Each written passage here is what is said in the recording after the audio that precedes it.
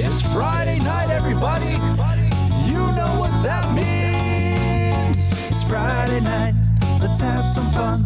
Let's get together and play a ton. Hi, we're Matt and Jon, the content creators for Friday Night Games. We want to immerse you into our love of the hobby by educating and entertaining you through our board gaming adventures. Our podcast lands every Friday, and we create content for Instagram, Twitter, and YouTubes. This episode is sponsored by TabletopRenaissance.ca, located in our hometown of Windsor, Ontario, Canada. They just launched their web store, so check out TabletopRenaissance.ca for your board game and tabletop miniature needs. On today's episode, we're going to have a good old-fashioned Jon versus Matt showdown. Pew, pew, pew. Lasers included. For each board game genre, we will define it. 3, 2, 1, tell you our favorite game of that genre, and make fun of each other's picks. Maybe we'll throw out a classic pick too. Who knows? Depends how we feel. And at the end of today's podcast, you'll be able to impress your friends with your new categorization, funny definitions, and totally awesome game suggestions. What was the last time you done a showdown?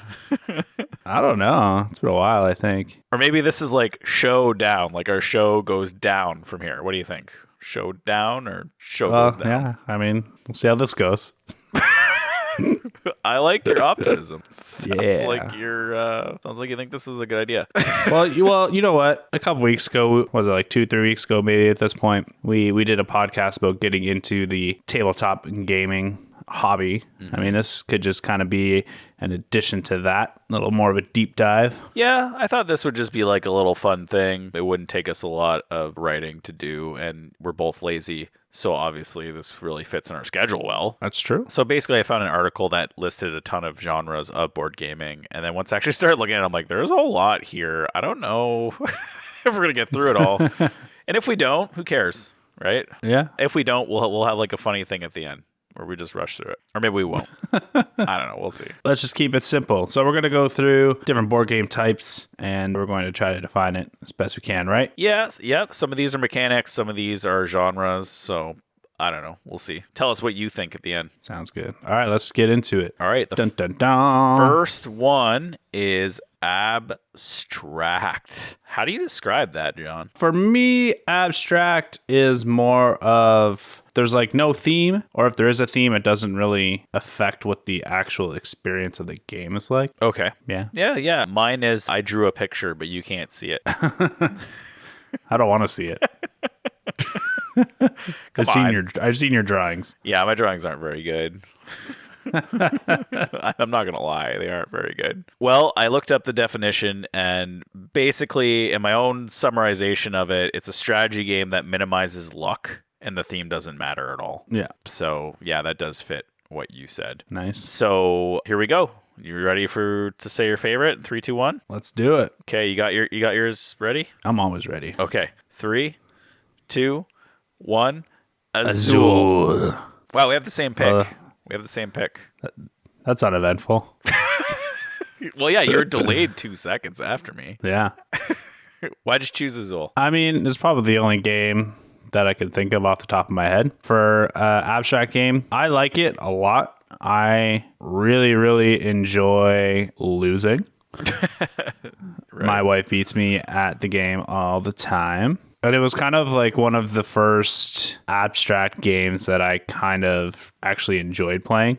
Okay. Yeah, so Azul is you're basically making a mosaic out of tiles, and there's kind of like a tile drafting process you do over several rounds to make the mosaic that gives you the best points. Or the most points. Mm-hmm. You know what? I chose it. So the other one that came to mind is a classic. It's chess. That came to mind like right away. Yeah. But Azul is more of a modern classic. So I feel like, hey, it's modern and it really is a fantastic. As a abstract game, it really pulls me in. And I love the idea of creating a tile mosaic. So really the theme doesn't matter. We could be collecting, eggs. The strategy involved is tops. Yeah, and I think if you look at Azul in it, and all the other like expansions and sequels that has come out. Right. I mean, it's all really tile drafting and stuff like that, but like, it shows that the theme isn't super important. It's just pretty to look at. So what do you think the most classic abstract game is? I would say either the game Go or chess. Yeah, I agree with that 100%. Those are the most abstract. Theme doesn't matter. There's no luck. Although there is luck in Azul when you think about it, but you are making decisions. Yeah. Alrighty, so the second genre is area control. So what is area control to you, John? You're basically trying to have the most people on the most spaces of your board, and you're trying to be an aggressor. Yeah, I know. And for me, that aggression takes 8 hours because every move has 200 counter moves because usually the area isn't a straight line. It's a giant grid for some reason. Yeah. Yeah. But okay, the real definition. A game that awards control of an area to a player that has the majority of units, influence, or whatever in that area. Basically, you control an area, you get awards or rewards, and those rewards count for points towards the end of the game. Give me all your money. Yeah. So, okay, so you ready? You ready for your favorite? Okay. 3, 2, 1. Spirit Risk. Island. Did you say Risk? Hell yeah, man. Oh. Okay. Risk is the OG. It is the original. It is it's that game that takes 5 hours to play. I think you said, didn't you? You had a story in a couple I don't know, a while ago, maybe a year ago, talking about your epic Risk game where someone basically got so angry he got in a car accident, right? Something along those lines. Yeah, man. So good. And actually we had the one podcast with Athex2, Michael from Athex2. We actually talked about how I went camping. We played 5 to 8 hour game of Risk. And we hated each other after. But yeah, that is a great example. Yeah, you usually just hate each other after camping anyway. So I don't think Risk had anything to do with that. No, Risk definitely did. We definitely hated each other after day 1 because of Risk. And then by day 4, we just had enough of each other. That's all right. Yeah. Yeah, I agree with that. Why did that come to mind so quickly for you? I think it's just sort of a classic example of area control. You're just, trying to conquer other territories from opponents and trying to take up pretty much every country in the world and just kind of spread throughout. And it's just sort of... That's the first thing that just came to my mind. Yeah. Do you think anyone actually likes playing Risk, though?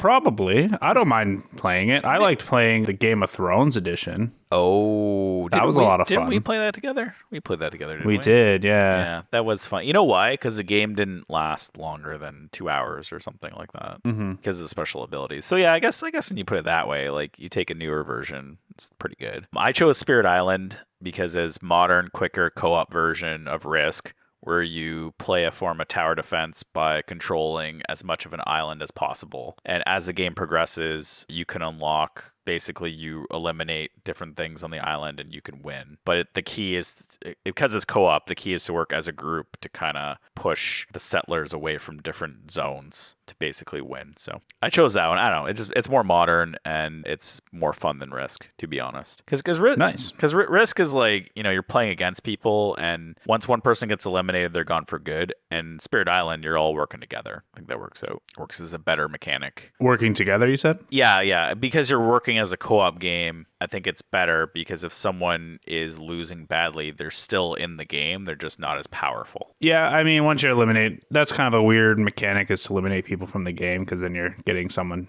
to not play your game. Well, it's Risk. Right? I always find that weird. I know Risk is older, and people probably didn't think about it back then. I always thought about missing a turn or getting eliminated from the game. It's kind of dumb to begin with, because the whole point of board games is get people to play your board games. But that's another topic for another day. Right, but I think that's because that's because it's an older genre. Right. I mean, sorry, Risk is older, and now newer games try to eliminate that because people hate that mechanic. Cool. Next up is Campaign/Legacy. I'm gonna start this one. It's a game you never get to finish because a different group of people show up each week due to what snack I run out of. I'm always there. Yeah, you're always there, but when I can be. Not everyone else isn't, though. Yeah, I think that. Yeah. How about you? Yeah, you're right. Wow. You didn't even try to justify it. That's awesome. Yeah, well, the pandemic, I guess, has a lot to do with it right now. It's hard to play legacy games as a group because of that, right? Like, you have to make sure that everyone's going to show up. I did see a post the other day. There was a group that was playing legacy games, and they were like 6 or 7 campaigns in, and someone wanted to quit. Oh, really? What do they do? They're like, I don't know what to do. They're like, no, sorry, you have to continue playing. Yeah, they laid that as a ground rule. It's like, Oh, you can't if quit. you're going to start this, you have to start this. Well, I guess you just lose those friends. Yeah. You're like, well, that's my choice. I mean, we kind of did that with Pathfinder, right? We were like, yeah, and not that we lost those friends, but we're like, I'm not playing this anymore. The rest of you can carry on. And they did. But anyway, so a campaign legacy is a multi-session game in which permanent and irreversible changes to the game state carry over to future plays. So you might be ripping up cards, you might be adding stickers to the board or whatnot. Maybe your character progresses and you can't go back and ever change it. Things like that. Yeah. So you got a game ready in mind? Yep. 3, 2, 1. Risk Clank Legacy Acquisitions Incorporated. I actually knew you were going to choose Clank Legacy Acquisitions Incorporated, so I chose Risk Legacy. That's funny. Yeah. I actually have 2 written down in front of me on purpose. Yeah.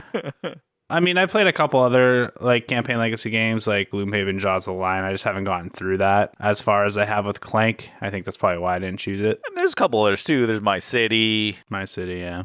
That's it. That's all I can think of. Oh, Aeon's End Legacy. That was another one I almost said too. Yeah. Yeah, I wanted to say Clank Legacy because it's so awesome, but instead I decided to go with Risk Legacy because it's not so awesome. It's hard enough to get a group to play Risk. Imagine trying to play Risk, trying to play like times. 10 games of Risk. You know what I mean? Yeah, what I like about Clank is I just like how it's like serious, but at the same time not. Right. There's a lot of comedy written into the story. I like how the game has progressed so far. I think we're 6 campaigns in so far. We are. And I just like how it's been progressing. I don't want to spoil anything, so I'm trying to be as vague as possible. We'll just say it's a regular game of Clank, but the rules keep adding and the board keeps getting bigger, which is really cool. Yeah. I was gonna say I really like that version of it. I just think I like as a legacy game. I think Clank Legacy is amazing. It probably is my favorite legacy game, to be honest. But I probably have more to play. Yeah, I like the characters that are in it as well. Kind of like the invisible evil player in it. The other incorporation trying to take over. Oh, yeah. What you're trying to find. Yeah, that's so cool. That is so cool. I was going to say it's sad because we started it right before the pandemic and then just kind of pandemic ruined everything. Yeah. Oh, well, what are you going to do? Oh, wow. So why Risk Legacy? Just because it's annoying. Yeah. No one will ever get through it. I hope there's someone who got through it, but 10 games of Risk, I don't know. I don't think I've played 10 games of Risk in my life. I think it would be hard to get the same group to play 10 games of Risk in general, to be honest. We had a hard time getting the same people to play Clank Legacy. In fact, they didn't. We had to rotate people in and out. Yeah, but I think Clank Legacy has that built in where they just get 0 points. Yeah, or you just sucks to be them. Or you just pick up someone else's character and play it, which is what we did a couple times. So Clank Legacy, everyone. It's great. Mm-hmm. All right, next genre is what, John? Next genre is going to be deck builders. Deck builders. I feel like 2020 was the year of deck builders. What do you think? Yeah, there's a lot of deck builders coming out recently that I've noticed. Like big games too, right? Like the top games, Dune Imperium and Lost Ruins of Arnak. Lost Ruins, yeah. Maybe they are deck builders. One of them's a light deck builder, the other one's more heavy. But then Fort, people forget about Fort. That also came out that year, 2020. And that was a great game too. Yeah. And then people don't even know about Moonflight. That's a great game too. Right? People should know about Moonflight. Yeah, and then also I think they mix deck building with everything, right? Like, oh, hey, area control? Yeah. Let's deck build it. Dexterity games? John, what should we do with dexterity games? I mean, might as well build a deck. Yeah, how about a video game? Oh yeah, build some decks. How about my car? I'll build a deck. Out of my car? That's crazy. Sure. What about the script for this podcast? We should just deck build it, right? Yeah. Let's just deck build everything. Combine it with everything. Didn't we want to make a deck builder at one point? I actually do have some notes for deck builders sitting around. Yeah. I'm not going to say anything about it, though, because someone will just do it. Because that's how easy deck builders are to make. Yeah. No, I have two. I have two deck builders, actually. The one that I had you play, and then which I thought was awesome, but I don't know, you weren't having it that night. And then another one that I actually thought of. I have a lot of notes for, but it's never coming out. If anyone wants it, I'll give it to them. But you got to give me royalties. Give me all your money. Yeah, you do all the work. I came up with the idea. Sounds fair. Yeah. It isn't. Okay. So basically, a deck builder is players play cards out of their hands to acquire new cards to add to their deck, which improves their deck over these acquisitions that they have. And then games could either be, a deck builder, you could be either fighting someone, or you could be coming to a point goal, or anything, any sort of victory goals in there. And now deck builders are in everything, so just take any genre, take all the genres we named and add deck builder to it. It's possible. All right, John, you ready to name one? Yep. All right, 3, 2, 1. Dominion. Friday. Oh, nice. Why'd you choose Friday? Because I cannot beat this game and it pisses me off so much. So Friday is so hard. Just so everyone knows, Friday is a solo deck builder who do you play as? Someone from Robinson Crusoe, right? Yeah, you're Friday. Robinson Crusoe's right hand Friday. And you're trying to help Robinson Crusoe fight off these hazards on this island after a shipwreck. You're trying to get him off the island, and then you got to fight pirates. And it is so hard because your starting hand is literally -2, -1, 0. There's very little points, and in order to beat the hazards, you have to spend life points really early on, so it's really hard to get to the final hazard and have enough points to beat the pirates. It's hard to not cheat at either. Yeah, that's a very good game. I did actually cheat at it so badly that I went through the deck and I noticed that you need kind of a very specific combo to get ahead. Yeah. And then if you do that, then you can basically beat the whole thing, but keep going. Yeah, my strategy is to look at each hazard card has the amount of points you need to use to beat the next set of hazards. You kind of run through all the same hazards, I guess. So I try to look at what the next level or the red level hazard number is, and I try to get those cards out in the green level, so I have my hazards are less powerful as the game moves on, but it's quite difficult to do. I'm just going to go with, if you aren't cheating while playing Friday, then you aren't really playing Friday. Just throw it out there. There you go. And you said Dominion? I said Dominion because it's the original, and if anyone's never played it, you should. Take it from me. Yeah, but Dominion's fun. You start off with a deck of 10 cards, and you draw a hand of 5, and you play those cards to buy more cards, which help you either combo by drawing more, maybe mess over your opponent by making them discard cards, or gain points. And the player with the most points in their deck at the end of the game wins. Very simple, and it's super fun, and there's a zillion expansions, so they did a really good job with it. So what's up next, John? The next is deck construction. What's the difference there, Matt? Oh, of a deck builder and deck construction? Well, very simple, John. We're all just building decks. Yeah, well, in a deck builder, the game is to build the deck. In a deck construction, it is a game where you spend thousands upon thousands of dollars a year buying all the collectible cards you can afford. You may not even be able to afford food, but you'll be a card champion at your local card store, that's for sure. I feel like I'm just writing catchphrases. Why am I even writing this? Anyways, a real deck construction is, prior to playing a game, you create a deck provided cards that the game provides you with, which in some ways might be cards from packs and stuff. So on that note, you ready for this? Yep. So here's our chosen game. 3, 2, 1. Star Wars. I knew you were going to say that. I knew it. I'm I knew it. I bet you know what I'm going to say. I bet you know what I'm going to say. I don't know. Are you going to say magic? Yeah. Yeah. Yeah, we're just so predictable. I hope our listeners are just guessing everything we say too. That's when they stop listening to us. These guys. Send us a post on our socials, what your favorites of these are. Oh yeah, for sure. Of every single one. There's literally 20 of these. We're on number 5. All right. We're gonna blast through these other ones.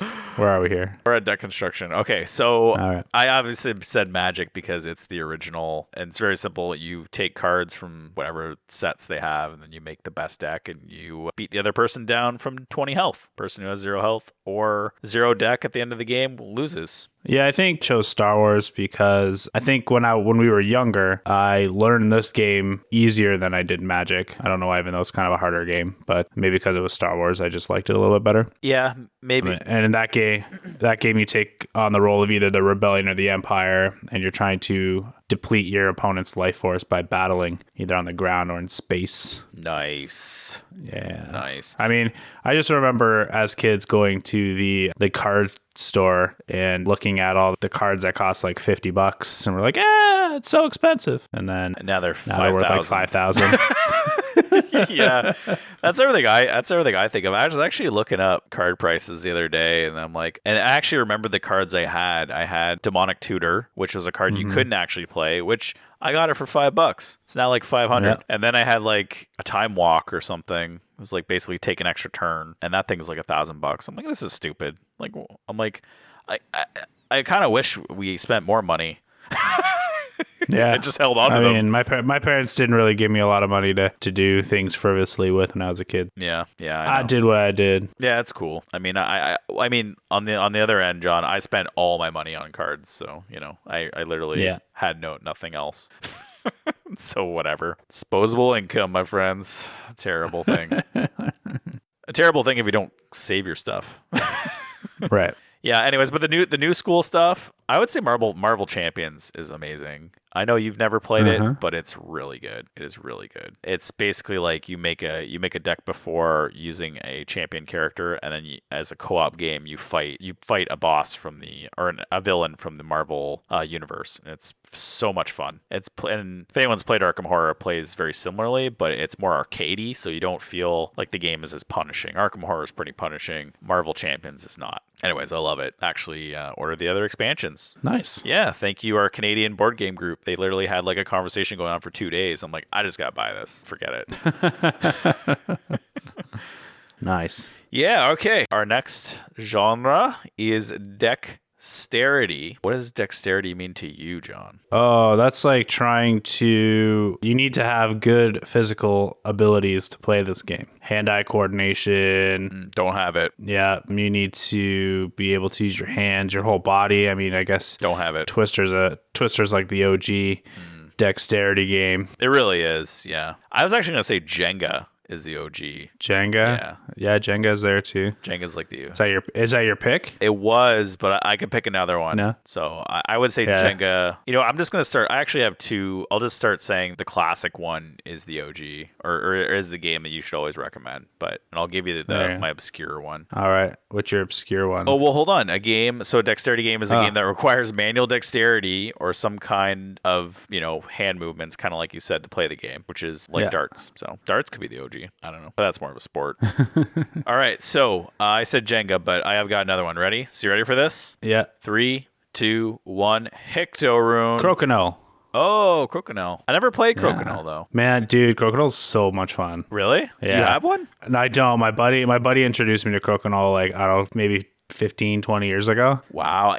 And it's awesome. I did look it up. It is very old. It is like 80s, 70s or 80s or something. Yeah, it's a fun game. Can you describe it to me? I've actually never played. Yeah, so it's kind of like a flicking game. So you flick discs and you try to make like trick shots. Mm-hmm. It's actually a Canadian game. Really? Yeah.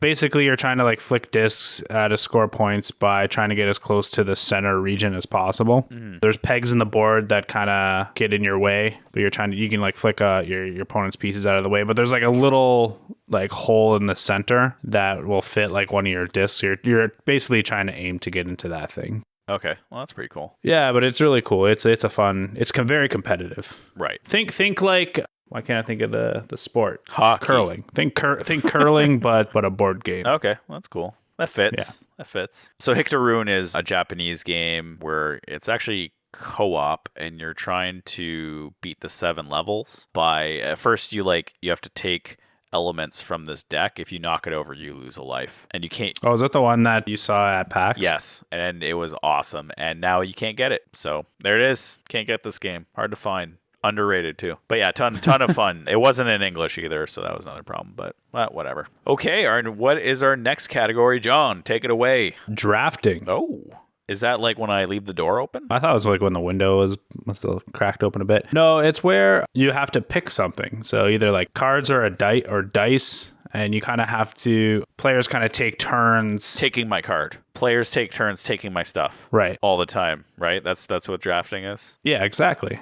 Cool. I mean, I'll just go home, go to your house, take something, bring it to my house. No, basically, like you're looking at cards. You're trying to build up your players' abilities or whatever throughout the game. Sometimes the selection's shared from like a central pool of stuff. It could be like dice or cards or whatever. Mm-hmm. And that's how you start the game, make decisions based off what you chose. Yeah, it's a game where ordered players go through a closed selection process, and typically you select something and pass. I think the one game that definitely comes to mind for me is Sushi Go, where you pass around the cards. You get a set of cards in front of you, you choose one, you put it down because you're trying to collect a set, and then you pass the cards to the right, and everyone does that until the round's over, and the person with the most points at the end of the game wins. So I think Sushi Go is an amazing game, by the way. It's the OG. Nice. All right, so you ready for the 3, 2, 1? Let's do it. 3, 2, 1. Seven Wingspan. Wonders. Oh, you think Wingspan's drafting? Yeah, why not? Wingspan has you know what? Wingspan has a lot of things. Yeah. I guess It does. I guess you're saying, so in Wingspan you have these 3 birds in the center and you're picking a bird, right? That's the drafting part. Yeah, I guess. I think that's more like, to me that's like choosing, In Seven Wonders you literally choose one and pass it, right? Yeah. Yeah. All right, whatever. Next one. Boo, drafting.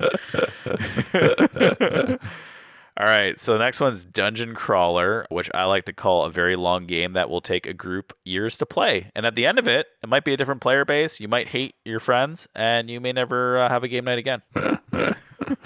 You have a lot of opinions about dungeon crawling.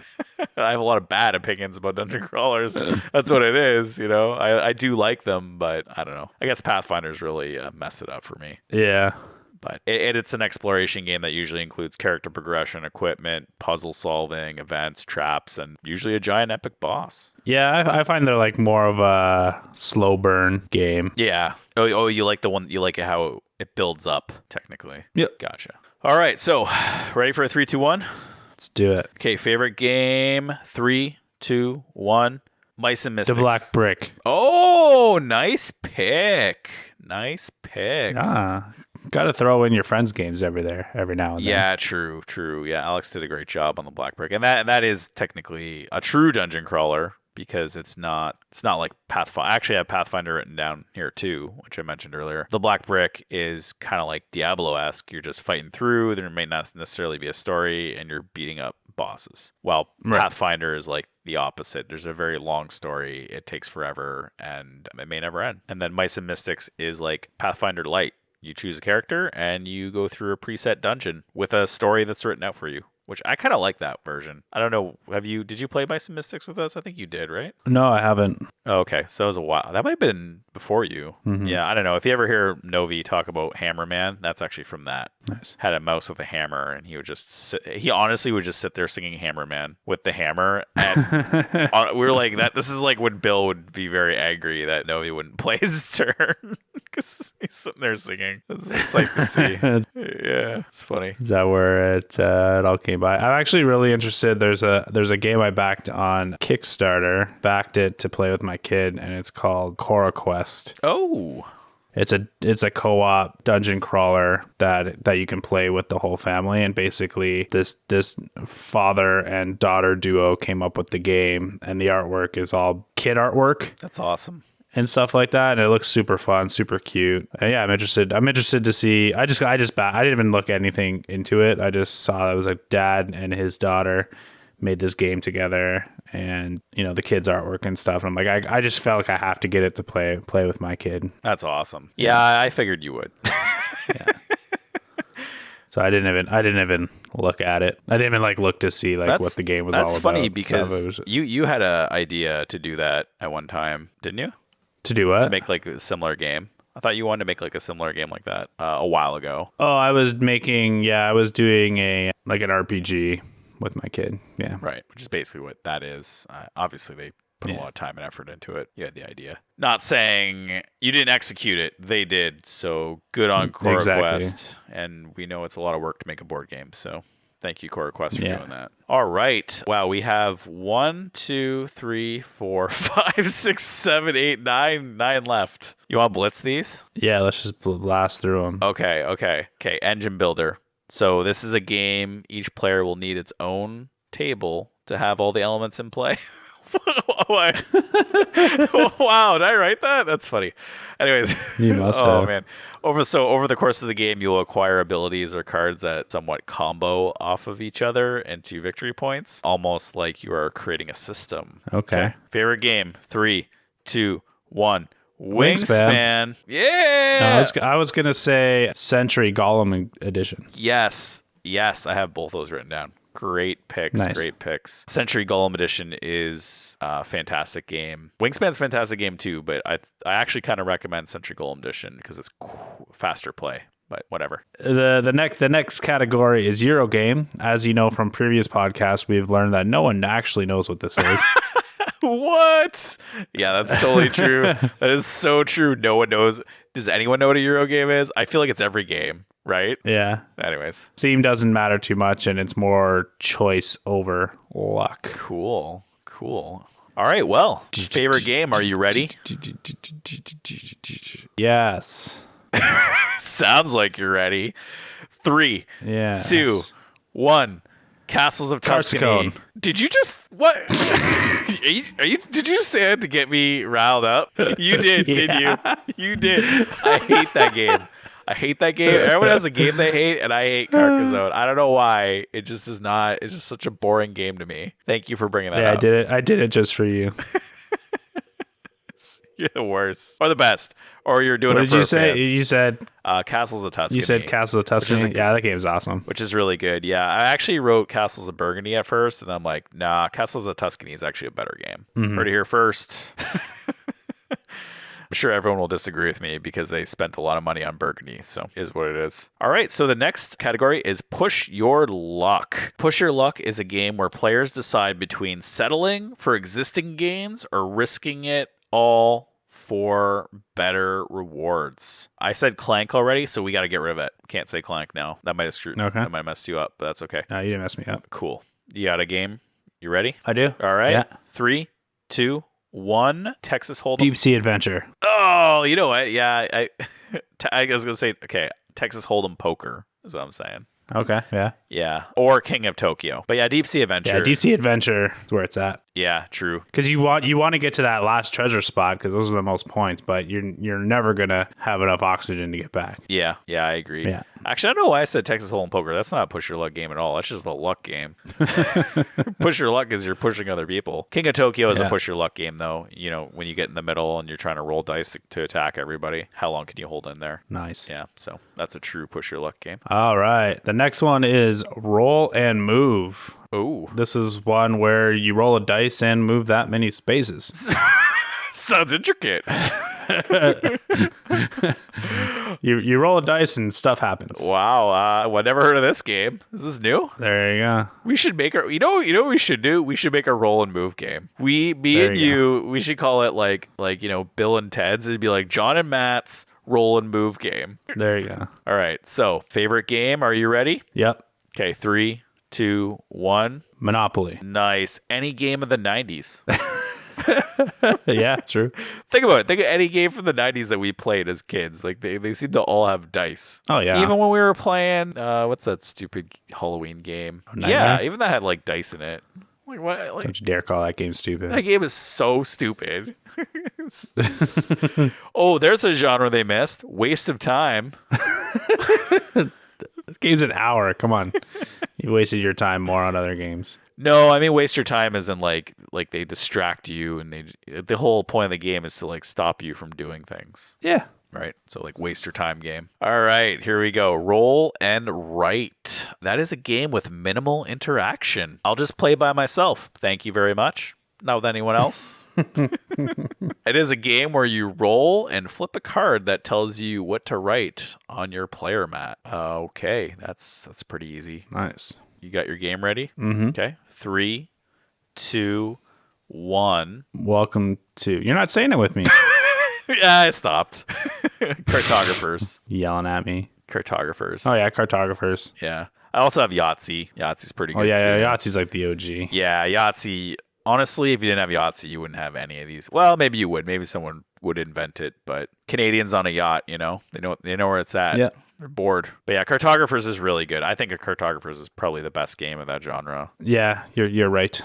But Welcome to I haven't played. I know you've played it a bunch of times, so maybe I gotta borrow it. Yeah, Welcome to is you're trying to build like the best new town and like the setting in the 1950s, adding resources to your pool, essentially trying to make the best neighborhood, adding pools, parks, fences, houses, trying to get the addresses in ascending order as best as possible. Sounds lovely. It's cool. Yeah, it's pretty neat. Okay, John, what's next? All right. The next game is Social Deduction. It's where you get to team up on people and make them very angry. Oh, is that when you guys team up on me and make me really upset? I start crying? Yeah. No. You bluff who you are or what you have while trying to guess what others are or have. English. Look, I try my best, okay? I try my best. Yeah, it's cool because usually like someone on the table, they've got like a hidden identity and you're trying to like bring that person out. I mean, these games are a ton of fun because people get like right into it. Mm-hmm. I know a game you're going to say. I should just guess the game you're going to say, and you should guess the game I'm going to say. That's how we're going to change this last one. Okay, sure. You're going to say Blow on the Clock Tower. No, actually, I Oh, wasn't. what? Oh. Yeah, you're gonna say Mantis Falls or Werewolf. Yeah. Yeah. Well, actually, I was going to say Werewolf. Yeah. Nice. Yeah, good one. Nice. But the Clock Tower is on there for me, but I was actually gonna say Mantis Falls. Oh, nice. Yeah, Mantis Falls is a good one. Good crossover there. Yeah. All right, storytelling. This is a game that is good for bullshitters, but I'm terrible at it. Terrible. I'm the worst at it. I'm a bad bluffer. I'm a truth teller. A game where players are provided with conceptual, written, or pictorial stimuli, which must be incorporated into the story of the player's creation. Sounds simple. I think you are gonna say Rosetta. Yeah. Yeah, I know you. Yep. Actually, you know what? We don't really play a ton of like storytelling games either. No, we don't. Kind of hard to come up here. I don't know what you'll say. Rosetta as well. Yeah. Actually, I have Gloom written down too. Okay, yeah. Yeah, I have Gloom written down, and that's because before we started, like when we first started playing games, Bill brought in Gloom, and we played it, and actually that was one of the worst games we played because our interactions were so terrible. Like most people sat there and they had a hard time trying to think up stories and stuff, and some of us had an easier time, but some of us had a hard time, and it's just like, it's just not a game for the group. But when we transitioned to Rosetta recently, that was actually a lot easier because you're kind of like, you still have to storytell, but you're given a little bit more details. Nice. Yeah, Gloom is like you just make up a story, and like you may only get one thing, like this is your sister, and you're like, oh, or like your sister died, and then you have to make up like a whole thing about why, and some people are just not good at that on the spot. Yeah. Cool. What's next? Wow, we're almost done. See, we blew through it. The next is worker placement games. Nice. What is that? I like your note. Yeah. I guess it's a game where I fall asleep playing at conventions. That wasn't the fact that it was worker placement. It was that Oh, I don't know. I was up 900 times letting people into our hotel room because there was plane delays. Yeah, that's true. Not everyone got there until like 2, 3 in the morning. Yeah, Jim got there at freaking tired. 3 a.m. Yeah, it was fun. It was just really funny though, because we're playing and as we were playing Architects of the West Kingdom, John is just dozing off and ready to fall asleep. And then as we're playing as I'm learning to play on Mars, which mind you, we were just learning to play on Mars, John literally fell asleep, and I'm like, okay, we need to leave. Yeah. It's a game where you place workers on the board to gain like resources, privileges, etc. of the game. Pretty strategic in my opinion. Yeah. What do you think I put down? Worker placement, you probably did viticulture maybe? Wow. Nice. Is that what you chose? Yeah. Nice. What did I choose? Everdell. 100%. Yeah. 100%. Because that's like you and your wife's favorite game, so it's pretty easy to guess that. I also put down, I actually looked up like what the original games for worker placement were, because I'm like, what is the original like game? The original popular game is Agricola, which we haven't played, but the I think it's like a Wizard's Tale or something. It didn't look very good, but that's like one of the oldest ones. That or just didn't have a date, so it was the last one on the list. Cool. And then the last one is a war game. Sweet. So that is the most complicated game you will ever play. There you go. Yeah, the one that Michael from Athex Tube says that you cook spaghetti. What? I didn't hear you said Nick cut out. It's the one that Michael from Athex Tube always talked about how you learn how to cook spaghetti in one of them, Oh, right? nice. Yeah. So anyways, a strategy game that deals with military operations of various types. Okay. Wow. So what do you think I put? Oh, I don't know. Risk? No. No. No, I have no No. idea. You Axis and Allies? I haven't played that, but sure. I don't know, I'm just guessing. Yeah, I don't know. You didn't know. I didn't really pick a game for this, to be honest. I don't play this type of game. We don't. You know what? We don't actually play war games at all. Yeah. Do we? So I don't. no, I mean the only one I really was thinking of is either like Warhammer. That's what I put. Or That's something what I like put. that. I put Yeah, Warhammer. so- I put Warhammer because I had to look it Yeah. up. Yeah, I don't know. Yeah, that's we're it. not really like big war gamer people. I do see the appeal because they're very complicated. They have millions of rules, and it's kind of like Pathfinder to Gloomhaven. A war game like Warhammer is to like big strategy games like Twilight Imperium. There you go. Or maybe not. Maybe Warhammer shorter. I don't know. Haven't played either, so there you go. Put it down. All right. Well, that was fun. Cool. Well, Thanks for showdowning with me. hey, one question before we're done here. What's your favorite category out of all those categories? I would probably say deck building or replacement. Yeah, I thought you'd say worker placement mostly for Everdell. I think mine would be probably deck construction and deck builder. Deck builder for sure, but I actually like deck construction games. I'm a Hearthstone at heart person, so cool. There you go. I hope everyone came to the conclusion of there are a lot of genres with a lot of games, and now you can impress all your friends Use our source of knowledge to gain more board gaming friends. and more followers on TikTok. More followers. There you go. Oh, yeah, I guess we're on TikTok now. Oh yeah. If you like what you hear, don't forget to follow us on our favorite streaming platform or give us a review on Apple Podcasts. Follow us on our social medias, Instagram at Friday Night _official, Twitter at Friday Night GMS, TikTok at Friday Night Games. You can follow us on YouTube. And if you want us to preview a game or if you have a game you want us to preview, send us an email at info@fridaynight.games. Again, we're Matt and John from Friday Night Games. It's Friday night. Let's have some fun.